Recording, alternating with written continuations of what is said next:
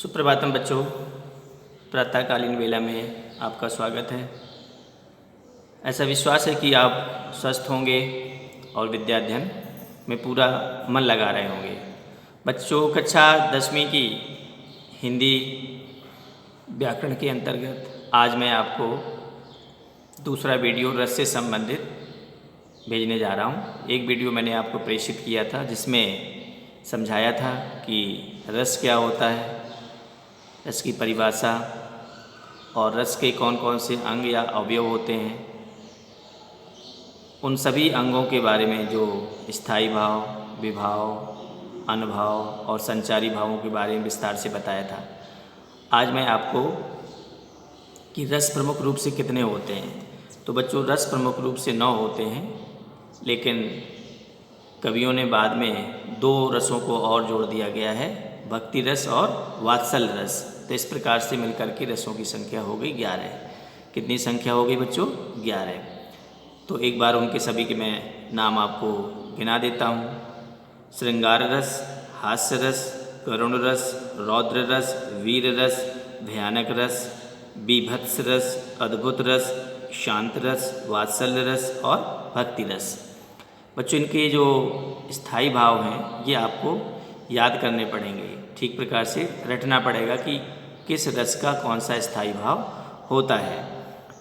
तो जब हम कोई काव्य पंक्तियों को पढ़ते हैं तो उसमें जो मूलतः जो प्रश्न आते हैं प्रमुख रूप से काव्य पंक्तियों को ये इसी प्रकार से दिया जाता है कि काव्य पंक्तियों में कौन सा रस है और इस रस की निष्पत्ति कीजिए, अर्थात इस जो इन पंक्तियों में जो रस है इसका नाम बताइए, और जब नाम बताइए निष्पत्ति करना है तो इसमें इसका स्थायी भाव क्या है, इसका विभाव क्या है, अनुभाव क्या है, संचारी भाव क्या है, ये सब कुछ लिखना रहता है। कभी कभी एक ही चीज़ पूछी जाती है कि रस का नाम दे दिया जाए और पूछा जाता है कि इसका स्थायी भाव बताइए।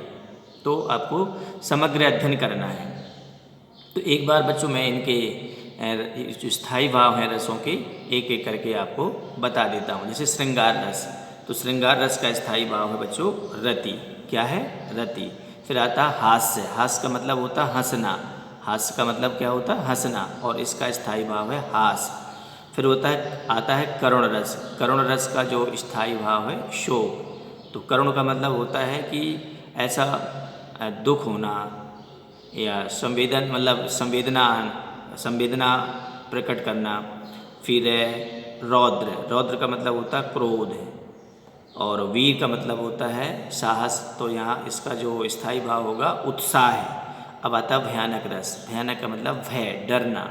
फिर आता है बीभत्स रस, तो बीभत्स रस में होता है आपका जुगुप्सा या घृणा, किसी दृश्य को देख करके मन में घृणा का भाव आता है। लोग कहते हैं छी छी छी, नाक दबाते हैं, मुँह अपना फेर लेते हैं। अद्भुत, अद्भुत का मतलब होता है विस्मय, आश्चर्य होना है। तो और शांत रस, शांत रस का जो स्थायी भाव होता है बच्चों वो होता है निर्वेद। क्या होता है? निर्वेद। और वात्सल्य रस, वात्सल्य रस का जो स्थायी भाव है उसका होता है वत्सल। ठीक है। और भक्ति रस, भक्ति रस आता है अनुराग, प्रेम, ईश्वर भक्ति आदि। तो अब रस के भेदों के अंतर्गत अब पहला रस आता है श्रृंगार रस। कौन सा रस? श्रृंगार रस। श्रृंगार रस को बच्चों हम रसों का राजा कहते हैं। क्या कहते हैं? रसों का राजा। तो श्रृंगार रस के भी 2 भेद हो जाते हैं। कौन कौन से भेद हो जाते हैं बच्चों? 2 भेद हो जाते हैं, और दोनों के नाम है, एक होता है संयोग श्रृंगार और दूसरा वियोग श्रृंगार। जब नायक और नायिका का मिलन होता है तो वहाँ पर होता है संयोग श्रृंगार। जब नायक और नायिका का एक तरह से विरह हो जाता है, उन बिछुड़ जाते हैं एक दूसरे से, तो वहाँ पर हो जाता है वियोग श्रृंगार। तो संयोग श्रृंगार और वियोग श्रृंगार। तो जब नायक और नायिका के मन में एक दूसरे के प्रति प्रेम, जब नायक और नायिका के प्रति एक दूसरे के प्रति प्रेम उत्पन्न होकर विभाव, अनुभाव, संचारी भाव के संयोग से हृदय में स्थायी भाव जागृत होते हैं। जब तक प्रेम उत्पन्न नहीं होगा तब तक उस प्रकार के विचार भी नहीं आएंगे। तो इसलिए कहा गया है कि स्थायी भाव जागृत करने के लिए कौन कौन सी चीज़ें जरूरी हैं, जो बताया कि विभाव, अनुभाव, संचारी भाव। जब ये हृदय में ये 3 चीज़ें उत्पन्न होगी तो फिर स्थायी भाव जागृत हो जाएगा। तो स्थायी भाव जब रति का स्थायी भाव जागृत हो जाता है तो वहाँ पर होता है श्रृंगार रस। अब संयोग श्रृंगार के बारे में जानेंगे। तो जब नायक और नायिका का मिलन होता है तो श्रृंगार रस होता है। जैसे मान लीजिए राम पुष्प वाटिका में सीता जी का और रामचंद्र जी का मिलन हुआ, एक दूसरे को देखा, तो वो आपका संयोग श्रृंगार। तो एक उसी से संबंधित चौपाई तुलसीदास जी ने लिखी है। तन संकोच मन परम उछाहू, गूढ़ प्रेम लख परह न काहू, जाय समीप राम छवि देखी, रह जन कुंवर चित्र अनुरेखी। तो पुष्प वाटिका में सीता जी ने रामचंद्र जी को देखा तो सीता जी के मन में उनकी छवि, रामचंद्र जी की छवि, सुंदरता को देख करके सीता जी के मन में प्रेम आया। तो इस प्रकार से तो इसका जो हम कहेंगे कि भाई स्थायी भाव क्या है इसका, तो स्थायी भाव रति हो जाएगा। ठीक है। फिर कहेंगे आश्रय, पहले हम बता चुके आश्रय कि किसके हृदय में प्रेम उत्पन्न हुआ। सीता जी ने रामचंद्र जी को देखा तो आश्रय क्या हो जाएंगी, सीता जी। और विषय हो जाएंगे भगवान राम। फिर उद्दीपन, अब सीता जी के हृदय में रामचंद्र जी के प्रति प्रेम उत्पन्न हुआ तो उस प्रेम को और बढ़ाने वाले जो फैक्टर्स हैं, जैसे सीता जी रामचंद्र जी के पास गईं, उनकी सुंदरता को देखा, है ना, तो उनकी जो प्रेम जो उद्दीपन है, तो प्रेम की जो आवृत्ति है, जो तीव्रता है, वो और बढ़ जाती है।